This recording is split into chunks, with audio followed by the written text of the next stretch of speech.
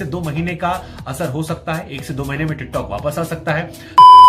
Guys, अगर आप कोई भी प्लेटफॉर्म पे होंगे तो आपको सिर्फ एक ही इन्फॉर्मेशन, एक ही न्यूज़ देखने को मिल रही होंगी। चाहे आप व्हाट्सअप स्टेटस पे देखो, चाहे आप इंस्टाग्राम पे देखो, तो चाहे आप यूट्यूब पे देखो, आपको हर जगह सिर्फ एक इन्फॉर्मेशन मिल रही होगी देखने को कि टिकटॉक बैन होने वाला 24 घंटे के अंदर या 48 घंटे के अंदर। और कहीं मैं सब बता दूँ, कई सारे लोग नाराज़ है, कई सारे लोग दुखी है, कई सारे लोग रो रहे हैं, क्योंकि कई सारे लोगों की, लाखों लोगों की रोजी रोटी चलती थी टिकटॉक से। लेकिन आप सभी के लिए एक बहुत बड़ी बिग इन्फॉर्मेशन लेके आओ कि टिकटॉक वापस आ सकता है और उस पर से बैंड बिल्कुल हट सकता है। और ये जो बैंड लगाया आ रहा है तो कुछ दिन के लिए लगाया आ रहा हूँ। आप सभी को ऐसी इन्फॉर्मेशन देने वाला हूँ जिसे सुनकर आप बहुत ज़्यादा खुश हो सकते हैं।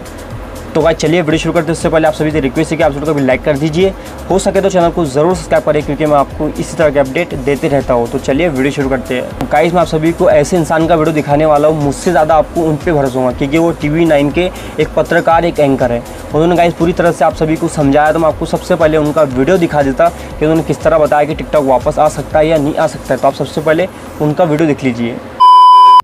अब आपके मन में सवाल यह होगा कि क्या टिकटॉक परमानेंटली बैन हो गया है, क्योंकि इंडियन गवर्नमेंट ने 59 ऐप्स को बैन किया और उसमें प्रमुख तौर पर टिकटॉक है।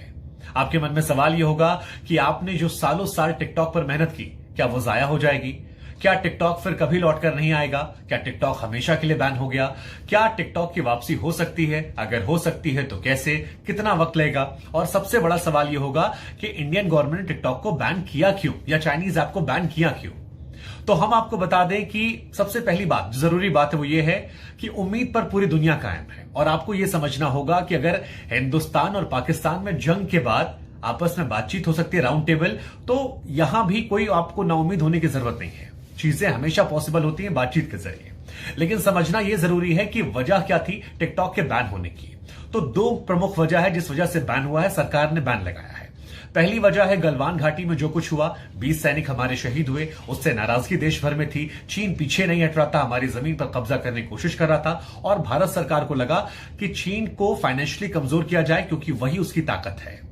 दूसरी वजह हो सकती है कि जो तमाम इस वक्त खबरें आ रही थी कि हैकर्स को लेकर, कि चाइनीज ऐप जो है वो डेटा चीन भेजते हैं और हमारी इंफॉर्मेशन वहां जा रही थी, जिस वजह से इंडियन गवर्नमेंट ने बैन कर दिया होगा। अब आपको दोनों का जवाब देते हैं कि कैसे टिकटॉक लौट सकता है। जहां तक बात गलवान घाटी को लेकर है, जैसा मैंने कहा कि बातचीत से सब कुछ संभव है। अगर भारत और चीन की सरकार या फौज राउंड टेबल बातचीत करती हो और अगले कुछ दिनों में वो गलवान का मसला सॉल्व आउट किया जाता है और चीन की फौज वापस वहीं जाती है जहां से विवाद शुरू हुआ था, तो आपको हैरानी नहीं होगी अगर टिकटॉक आपका ऐप वापस लौट आए और आप एक बार फिर से टिकटॉक चलाने लग जाए, क्योंकि ये संभव है और ये बहुत बड़ी बात नहीं है, क्योंकि इंडियन गवर्नमेंट ने ट्रेड रिलेशनशिप खत्म नहीं की है चीन के साथ, और ये बहुत ईजी है और ये पॉसिबल है। दूसरी मुकम्मल वजह की अगर बात की जाए तो वो है हैकर्स को लेकर। इंडियन गवर्नमेंट अगर हैकर्स को चलते या सिक्योरिटी के चलते चाइनीज ऐप पर बैन लगाया है, तो हो सकता है ये तमाम चाइनीज कंपनीज अगले कुछ दिनों में सुप्रीम कोर्ट चली जाए, या कोई व्यक्ति ही सुप्रीम कोर्ट पहुंच जाए और वहां पर ये चाइनीज कंपनीज ये कहें कि अगर भारत सरकार को कोई डाउट हम पर है तो हम उसको सही करने को तैयार हैं।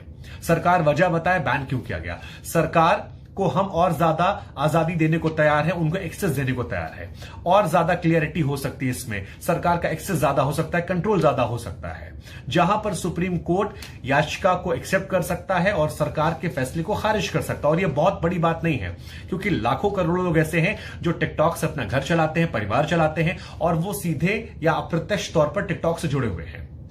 तो ये दोनों चीजें जो है टिकटॉक को लेकर महत्वपूर्ण है, और ऐसा पहले भी कई बार हुआ जहां पर चीजों पर बैन लगाया गया या सरकार ने कोई फैसला लिया है और बाद में कोर्ट में जाकर वो खारिज हो गया है। वैसे जानकारों से जब हमने सवाल पूछा तो जानकार कहते हैं कि 1 से 2 महीने का असर हो सकता है, 1 से 2 महीने में टिकटॉक वापस आ सकता है।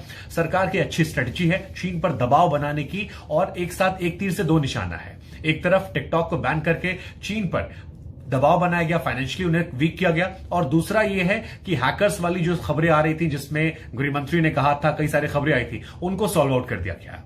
खैर, जो कुछ भी हो, आपको इंतजार है टिकटॉक का, देखते हैं क्या होता है, और सरकार पर भरोसा रखिए। सरकार जो कुछ तय करेगी वो हमारे आपके भलाई के लिए होगा। लेकिन आपसे गुजारिश यही है, मेरे साथ जुड़े रहिए, आगे भी प्यार देते रहिए, और बेल आइकन जरूर दबाइए ताकि आपको वीडियोस मिलते रहें। शुक्रिया, नमस्कार, जय हिंद, थैंक यू। गाइस, जैसा कि आपने मिश्रा सर का वीडियो देख ही लिया, तो मैं आप सभी को बता दूं, अगर आपको इनका पूरा वीडियो देखना है तो लिंक आपको डिस्क्रिप्शन में मिलेंगे। और गाइस, मुझे आप कमेंट करके बताना अगर टिकटॉक वापस आया, मतलब टिकटॉक पे बैन नहीं लगा, तो आप कितना खुश है, क्या नाराज़ है कि पूरी तरह से टिकटॉक बैन होना चाहिए? तो आप मुझे कमेंट करके ज़रूर बताना, क्योंकि यार बहुत लोग परेशान हैं, बहुत लोगों की रोज़ी रोटी छीन जा रही इससे, क्योंकि बहुत सारों को इससे काम मिलता था, मतलब काम बोले तो बहुत सारे लोगों को इससे पहचान मिली, बहुत चीज़ें मिले। आप मुझे कमेंट करके ज़रूर बताना कि टिकटॉक पूरी तरह से बैन होना चाहिए और यह वापस आना चाहिए, तो आप मुझे कमेंट करके ज़रूर बता देना।